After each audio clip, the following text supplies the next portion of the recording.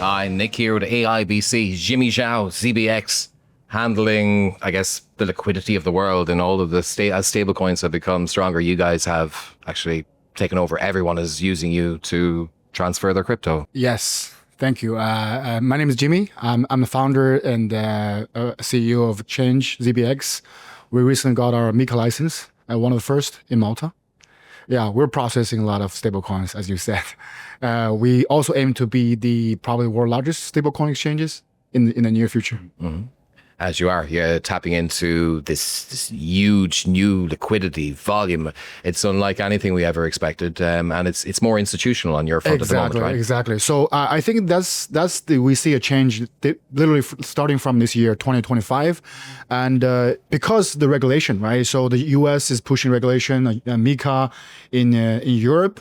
And what happens after this is like the institutions start adopting stable coins. Especially when in the payments space.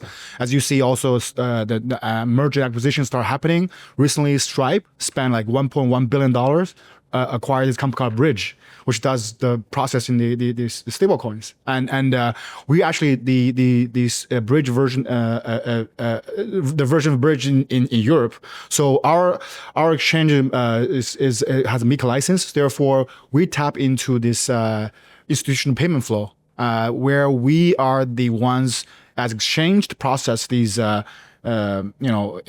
payment flow, to convert that to stables and pay out to merchant. But it's all the benefits that crypto was supposed to have initially. It comes with the stablecoin, like the actual payments where you know what the amount of money you're going to get at the other end, instantaneousness.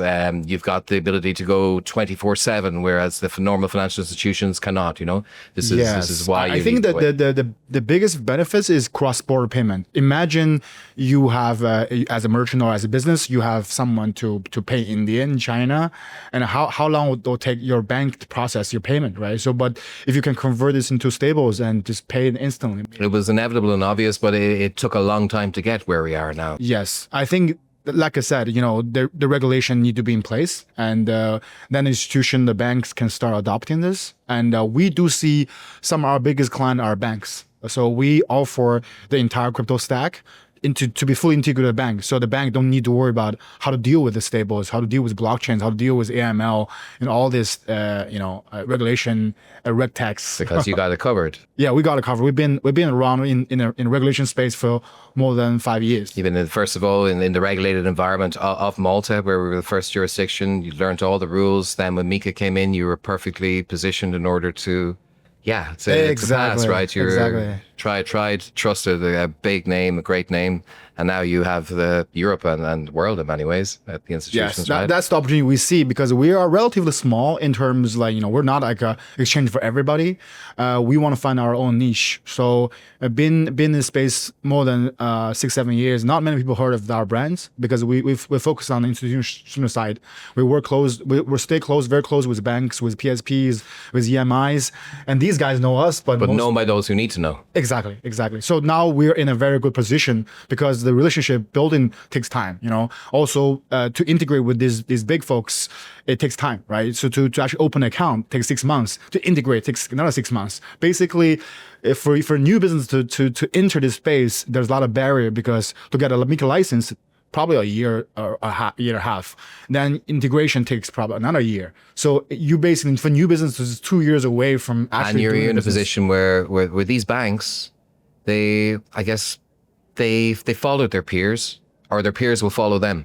Yeah, these banks are innovative banks. What I'm saying is probably they were the first one who eat a crab, right? It's like they are the first movers. But when other banks see actually there is business case, they're processing a lot of volume, they're making a lot of money, I believe more banks start adopting this. But we're in a position where we actually can show them our technology and our, for example, our business client, in a testimonial. And so we can, I believe we have a first mover advantage here in this space. Well, first we'll get out there and take advantage of it. Thanks very much for being with me, Jimmy. Thank you very much. Nicholas signing off from AIBC.